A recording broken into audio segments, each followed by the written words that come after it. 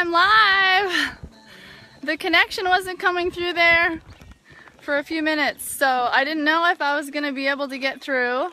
But welcome to what is session 12 now of Pistol's Progress. I decided to hop on him and actually ride him for the last 7 minutes, the walking portion of his workout. So here we are. So I hope you're having an amazing week. I had a super fun interview with Wallace at Midnight Sun Performance Horses yesterday, which was a blast. And I'll be back next week, Tuesday evening with Q&A Tuesday. And so today I'll just pass on a couple of tips that came to mind. One of the things I was really paying close attention to today was how Pistol was tracking up.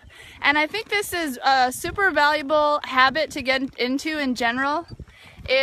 So every day that I get my horse out to work them, I will take them out and lunge them a couple circles cold, like straight out of the pasture, to analyze their movement. I'll send them off at a trot without any warm-up or without any therapy and see how they're moving and analyze their gait. And one thing I look really closely at is how they're tracking up, both at a walk and at a trot. And so I want to see them, gosh, hopefully the wind noise isn't too bad. You'll have to tell me. I would love to hear in the comments what your plans are, if you're going to ride tonight, or what your plans are for your horse today. And I would love for you to just say hi and tell me where you're tuning in from if you would. Then I love confirming that the comments are working okay, since we've had issues with those in the past. But anyway, I'm always analyzing how my horse is tracking up, and so I want my horse to be over tracking at a walk where their footprint from their hind foot actually steps in front of where the footprint was left from their front foot. And at a trot, it's really ideal for them to be like stepping in about like the same tracks. Now, Pistol is really long-bodied, so I mean that's a legitimate consideration. But at the same time, there's so much we can do to actually change our horse's movement, change their posture, which actually gives the view of like, it'll seem as though their conformation has changed, but really it's just changing how their posture, which, you know, can give them a completely different look and can give them a completely different movement. So I see how they're tracking up cold, straight out of the pasture. And then I also notice after I've done therapy in my warm-up, like if I do a little bit of groundwork, which I've been doing for the last 2 weeks, gosh, I hope the wind noise isn't too bad. You'll have to tell me about how the audio is.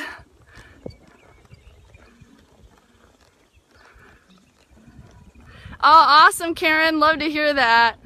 Thank you, Jackie, tuning in from another Texas girl. So yeah, like right now, I'm kind of holding my hands. Like I'm holding the phone with one hand. I'm riding no-handed. Okay, so this will be fun. Watch this. No hands. Doing a little turnaround. So this is the first time I've been on Pistol, and the first time I've ridden him since last summer. So anyway, one of the other points, the tips I wanted to offer you, besides getting in a habit of watching how your horse is tracking up, this is just like what I suggested about palpating your horse's back on a regular basis, is that if they start short striding a little bit on one side, or you know, there's like a really incremental little head bob or something, if you're analyzing their movement on a regular basis, you're gonna know exactly when it started. You're not gonna be like oblivious if it started happening 2 weeks ago and not realizing it, and then you're like, gosh, I don't remember what changed or what happened, or did they slip, or, you know, you're not gonna be able to connect the dots so easily and figure out how to resolve it as quickly and catch it as early. So anyway, the other thing that's been on my mind is about the tendency for folks to really focus heavily on bit selection, which I think is really important, but I think people tend to over-focus on it and focus on it at the wrong time without developing their horse's education to anything in their mouth. Like, I should be able to tie a string on the ends of a screwdriver and just stick it in my horse's mouth and be able to ride them around and have them be light and soft. Like, it doesn't matter if what's in my horse's mouth or if there's nothing in their mouth. Like, they should, it all goes back to their education, and it all starts in a halter. So I'm gonna flip this camera around if I can. So again, this is the first time I've ridden Pistol since last summer, and I want him to be like feather soft. Now, he has some legitimate pathology in his neck, so I mean, he's not as flexible as, you know, he was many years ago. But can you see how he yields? And if I pick this up, let's see if I can ask him to just tip his nose without backing up. So there's a difference. My body isn't telling him to back up. I'm just asking him to tuck his nose and soften. And so as long as I'm spot checking and I have this kind of responsiveness in a halter, then I'm definitely going to have it in a snaffle. And then basically this is a horse who is going to work well in any bit. Now, because of how he's put together, how he tends to use himself, of course I'm going to get specific about the kind of bit I choose for competition. That's going to just enhance what is already good. It's going to make what's great a little bit better. But the purpose of selecting a bit is not to fix a problem. If we need to fix a problem with a lack of responsiveness, we'll go back to a halter for that. So, and Pistol, gosh, I'm sorry about this wind. I've used the earbuds before with the microphone, and that didn't really seem to help. So, and I want you to realize that this is our dull horse, okay? This is what I consider dullness. And this is a horse who has not been ridden since last summer. But this is a horse who, if I am impeccable about maintaining this, I will never run out of bit. I will never have a runaway. I just rule that out completely. Because the standards I have for his responsiveness are so high. Now, I'm going to just put the reins around the saddle horn and I'm gonna use my body to stop.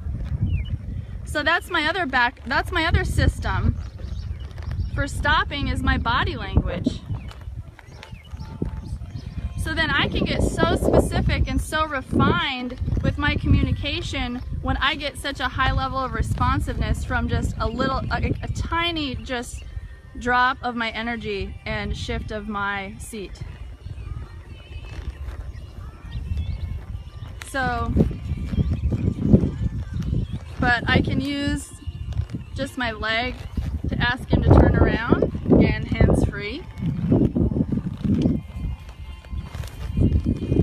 So, and the beautiful thing too about really connecting to our horse's mind is that this education, like, it tends to stick. It doesn't, when we're connecting with our horse's mind and getting them to think and really getting their wheels to turn instead of them just going through the motions, the education we put in is more likely to stay there. So this is just a spot check. When like I said, I just hopped on him to ride him around for the last 7 minutes of his workout to cool him out today. I'm actually going to ride him. We're transitioning from our groundwork phase of his conditioning into riding. I'm going to plan on riding him for his workout on Friday. But I thought, well, I should always be practicing what I preach and doing a spot check of his responsiveness. There, he just stopped.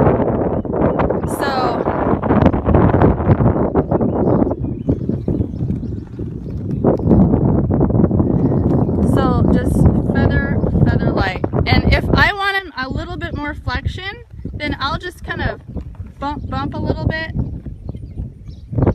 until he softens. And again, he has a limited range of motion. So I hope that is helpful. helpful to you and gives you like a picture of what it should look like. Tipping his nose.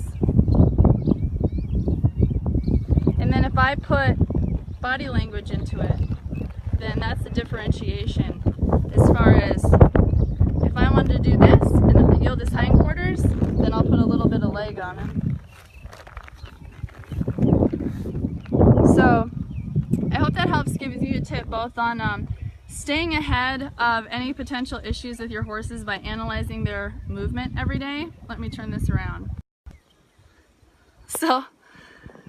But like I said, really analyzing how they're tracking up when they're trotting, both for just a couple circles on hard ground when I get them out cold out of the pasture, and then anytime I'm doing groundwork. I won't really be doing a whole lot of groundwork going forward, but when I'm actually traveling and competing a lot, it's really a good way to get them out and get them moving and freed up in between intense runs.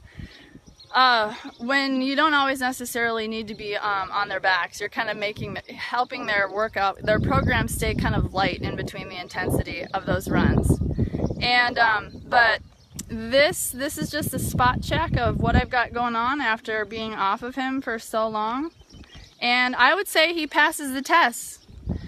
But if we have a horse that, you know, we offer them a feel and we're not getting like instant softness and responsiveness, it's a bit like I do believe in having high quality bits that are weighted well and that give a good communication signal when they're released. I mean, that is important that you have quality equipment because the lines of communication are going to flow easier.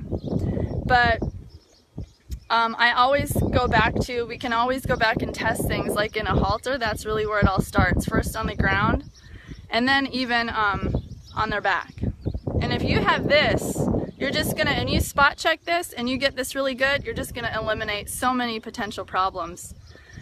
And it never hurts. Even with this horse I know really well, that I'm really confident in, that I have these things developed, it doesn't hurt to just go back and spot check it. And I mean, there's even some room for improvement here. So anyway, hope that gives you some things to lick and chew on. This is Pistols Progress session 12, and I will be popping in on Friday morning after I ride him, which should be exciting. I'm looking forward to that.